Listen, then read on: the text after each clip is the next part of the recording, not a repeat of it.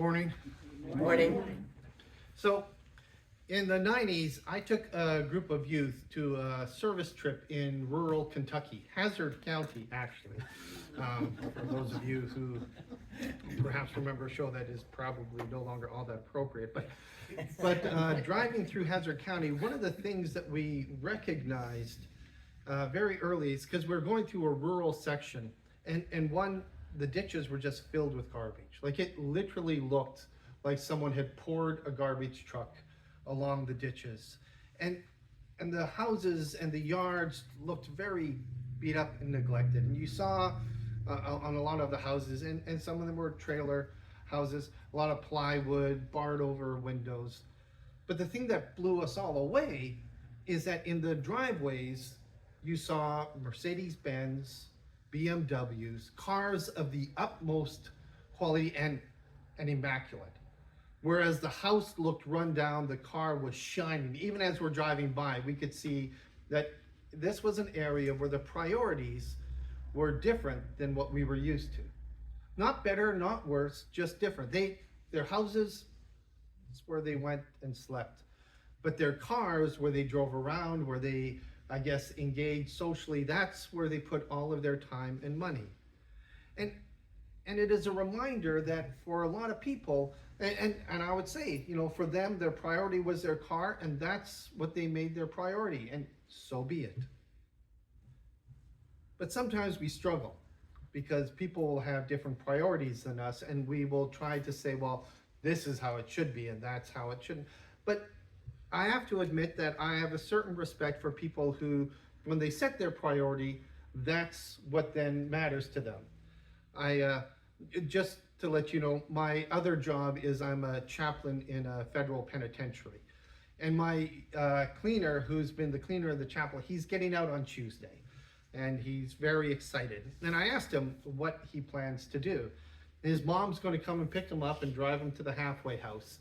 And his mom is going to buy him a carton of cigarettes. And he hopes to smoke all $25 worth of cigarettes between Dorchester and Truro, which, and he says his mom smokes too, and that car, it's just going to be,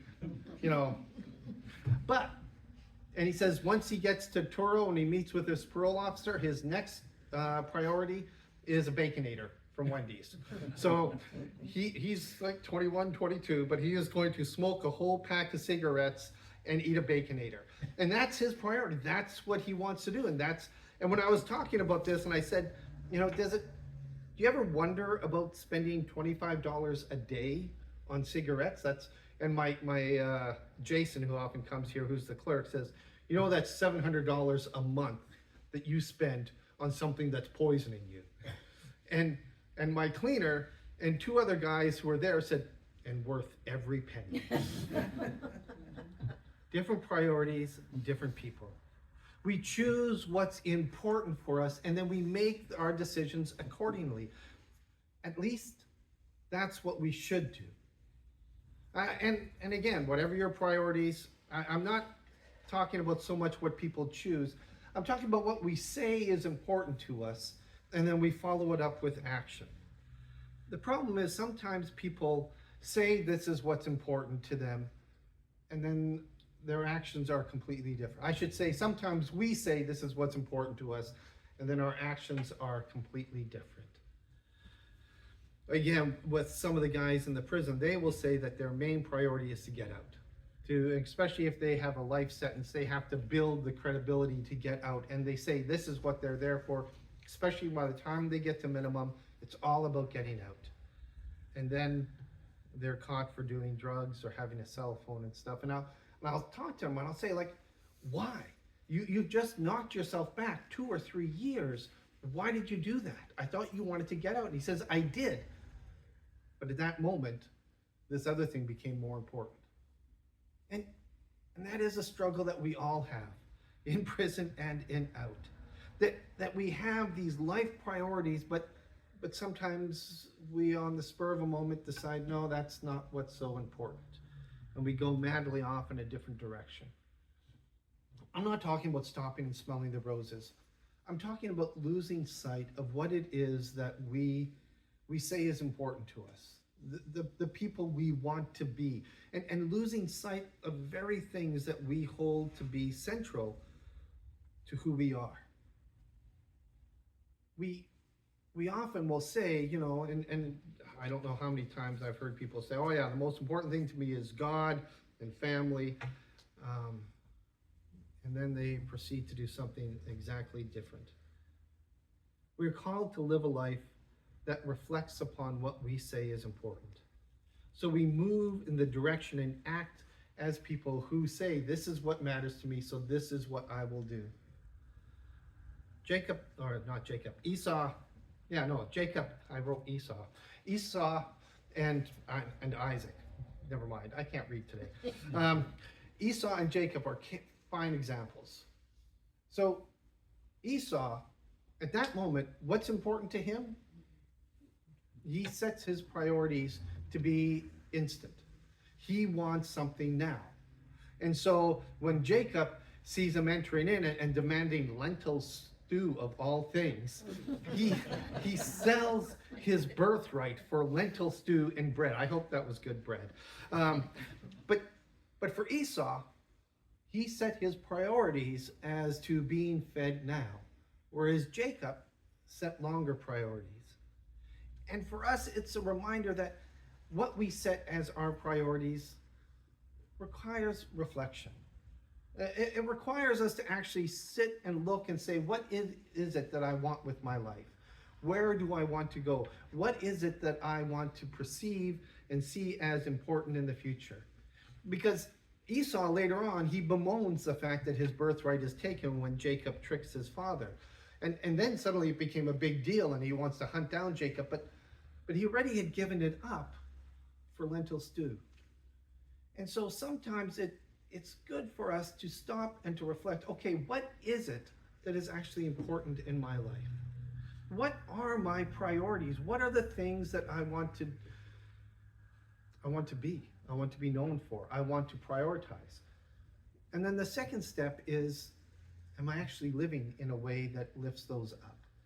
Am I actually living in such a way that those are the signs that if other people look at my life, they would say, yes, this is a person who has set their priorities. Like the people in Kentucky, their priority was their car, and people could drive by and say, yep, that Mercedes-Benz in that driveway, that shows what their priorities are. Better that than them saying, no, my house and my family and all these other things are my priority. I don't care about my vehicle, and then still go out and spend almost all their earnings on a Mercedes-Benz. And there is a thing about being authentic and true, but there's also an aspect of us taking time and reflecting, okay, what are the things that we say are important to us? What are the things that we say, this is who I want to be? And this ties in with the story of the sower. Because for some of the people, they receive the word, and for some of them, they don't care. No, yeah, whatever. And that's the seed that falls on the path. It's presented to them, and they don't even pick it up. Because why? That's not their priority. They have other priorities. For others, it falls and they're like, oh, wow, the grace and the love of God, justice, compassion, mercy, this is fantastic, until it gets to something where they have to actually make a sacrifice for it, or where they have to make it a priority over, just their instant want, just that lentil stew that's right there and available. And they give it up because they're just interested in the now. And then there's those who receive it, but the world around them offers so many other options. And at first they're like, yeah, this is who I want to be, but I also want to be this, and I want to be this, and I want to be this, and I want to, and soon that sense of what they have as important, what their actions say matter to them, is not their faith. It's not enough for us to say, this is what matters to me. Faith, family. But we have to actually live in such a way that our faith, that our family, that our priorities are exemplified in who we are and what we do. It has to come through that people can see it in us more than just hear it from us. When Ivan was a young boy, he, for whatever reason, had a strong faith. And he connected with God and he would talk to God and he would sing about God. And it was just this kind of vibrant aspect of him. And he would go around and he loved to help people. Because every time he helped somebody, he could say, God bless you. And some found it a little irritating because he was just so joyful all the time. But most people just thought, yeah, this was a kid with a great heart. And he had a strong faith, and it's what he was known for. And he lived that right up through in his high school. Everyone said, oh, that Ivan, he's such a great kid. He does so much for other people. And then he got to university. And university was kind of like an eye-opening, world-opening experience. And he told his parents, the first thing I'm going to do is I'm going to find a church where I can connect when I'm in the city. And he did for the first Sunday, but the next Sunday he was going to go to church, but his new friends were saying, hey, we're going to go play ultimate frisbee. You want to join us? And he thought, this gives me a chance to be with these people and to build relationships. And so he went with them. And then as it went on, he realized a lot of people actually didn't believe the same as him. And he didn't want to be one of those preachy types, so he never really said anything to them or to others. And soon, it wasn't that he gave up on his faith or his relationship with God. It's just other things came up. There were different priorities, different gatherings, different groups, different connections. And so as he went on in his life, he lost touch with his faith, with his God. And his life started to look very different than he would have imagined it was when he was younger. And so finally, when he got on in life and he had made several decisions that had made him quite wealthy but had been questionable morally, when he was on his second wife and cheating on her and knowing that she would leave him, and so he'd probably marry his mistress at this point because not he loved her, but it's probably what he would do. And his children weren't really connected with him because he never really connected with his children because he was always off doing something else. And he was realizing that his life was not at all what he had thought it would be. And he went to sleep.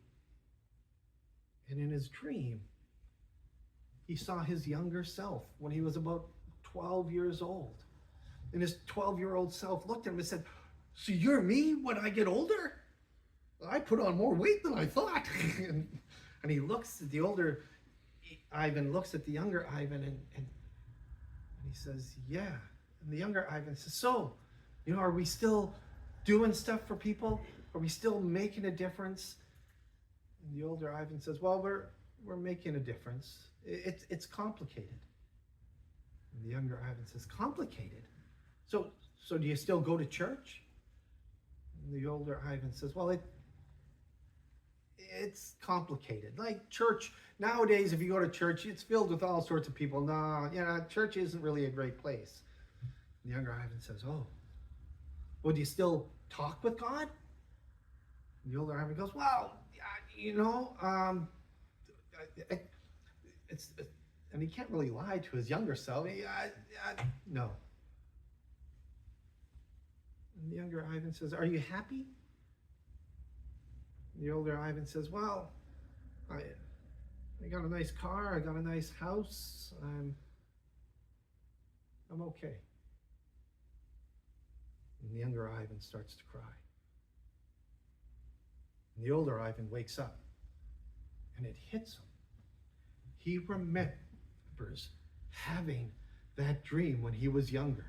This wasn't just him dreaming now. He remembered having that dream when he was a kid, and for a whole week he cried. And he was inconsolable, and his mother and his father would talk to him, and he would just say, I'm going to become a terrible person. And the older Ivan couldn't believe that he had forgotten that. And then he remembered why he had forgotten it.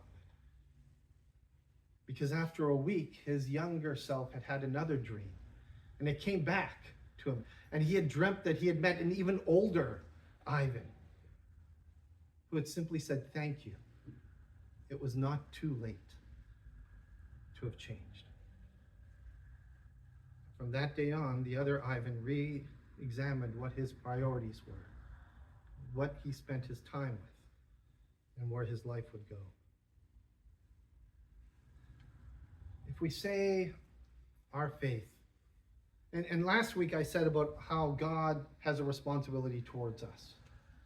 But if we say that we believe and our faith is central and the most important thing for us, how do we live that out in ways that actually shows in our actions? If it is the most important thing, then it should show in how we live our life, even at the cost of a convenient life. Our faith is a wonderful, amazing gift. But just like last week, I said that God has a commitment to us, that God is to be with us and has put that upon God's self, so we must also put it on ourselves. To say that if my faith is important to me, then I will live and act in such a way that my faith is central to who I am. Things that are important in our life require our time, our attention, a sacrifice. This past Wednesday, so as some of you will know, I've been going to dance with Pam. And I will tell you that there are about 1,001 other places I'd rather be than dance. But it's important to Pam, so I've been going, and that it's not terrible. I'm actually, why anyone would want to watch me dance blows me away. Like, obviously there's something wrong with Pam. Visually, mentally, I don't know what it is. But I told her then, in a stupid moment of weakness, I said to her, look, if they offer line dancing, I'll go to line dancing with you. You know, couple dancing is one thing, but now I've signed up for line dancing. So we went to line dancing. And so this Wednesday, I was in a group of about 40 people doing line dancing. There was me and 39 women. and I am dancing. It is as bad as you can imagine it. It's worse. But I am dancing, and there is a part of me that's like, why am I here? Like, why am I doing this to myself? As there are 39 women in this square, and me, this big plunk of just whatever, and missing steps, and Pam's beside me, and I'm there because Pam is important to me, because I love Pam, and this is a way that I can show it. And there are many ways that I, perhaps am not the best husband, but I do have to take time and effort to make sure that she knows, and dance actually gets me a lot of credit. I will give you that. So I sat there at the table at the end of it, and Pam said to me, look, you don't have to come anymore if you don't want to. Because I really, I am sticking out like a sore thumb. But I thought, no, this is important to Pam, so it's an hour a week. I can do this. It's the same thing with all of the things that matter in our life, particularly our faith. Is that if it's important to us, then there should be times in our lives when we are doing things for our faith, which would be easier not to, which we could say, and do something else. But if God is important to us, then are we actually in communication with God? Are we talking with God? Are we spending time with God? Do we make God a priority at all in the everyday busyness of our lives? Decide what is important in your life, and then reflect how much time are you actually spending on it, as opposed to just kind of floating through and getting caught up with everything else. Gary, who, I don't know if you remember Gary, who came for a while, he sent me a text this week, and he's been going to church. Gary's an interesting individual, but he sent me a text. He's met a woman and I'm telling him slow down and he says, slow down, this is bad. I'm like, no, Gary, please just take your time. But he's talking about church. He sent me a text and he says, he says, I don't know why for the last 50 years I haven't been doing this. Because there are so many kind-hearted, loving people here that is completely changing my life. We can wait if we want to. We can set other priorities for ourselves. But when we do, we miss out on the love and the joy, the compassion and mercy of God.